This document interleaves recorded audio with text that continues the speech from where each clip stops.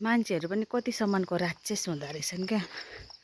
एउटा ठाउँमा घुम्न आइसकेपछि अलिकति सरसफाइ ढङ्ग तरिकाले खान सक्नुहुन्छ होला नि। घुम्न त आउनुहुन्छ यो ठाउँ, यी टोइलेटको ढोका पनि सब भच्काएर केही छैन, यति राम्रो टोइलेट बनाएको छ। हेर्नु नि, बियरको बोतलहरू फालेर। होइन, मान्छेको अझै पनि जति पढे पनि शिक्षा चाहिँ नभएको जस्तै लाग्छ है।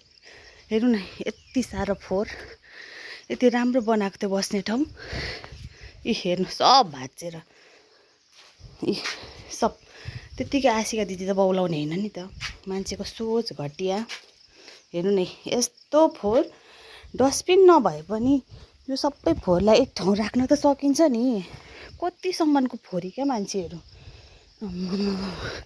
त्यति मात्रै हो, यहाँ हेर्नु नि, सिसा फुटाएर।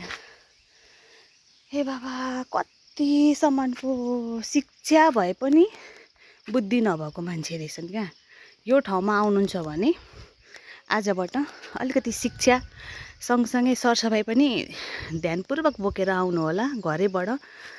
शिक्षा भनेको त हामीले घरबाट पाउने हो पहिलो शिक्षा। यी हेर्नु न, कस्तो अब अलिकति भत्केकोलाई त बानबुन पारेर राम्रो गरिन्छ नि, पुरै बट्टार बुटुर पारेर। हेर्नु त, यति राम्रो ठाउँ छ, यस्तो राम्रो ठाउँलाई बस्ने ठाउँ पनि कति राम्रो बनाइएको थियो।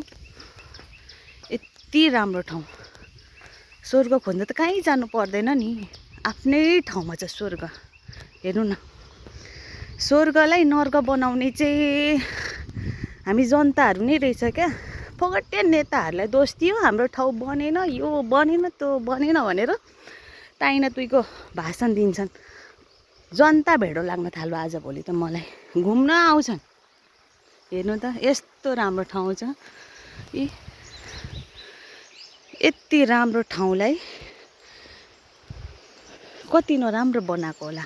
कस्तो नराम्रो सोच भएका मान्छेहरू क्या। खाइसकेपछि बोतल फुटाउने, चुरोटको ठुटा फाल्ने, चुरोटको खोल फाल्ने, त्यस्तो त गर्नुहुन्न नि हौ।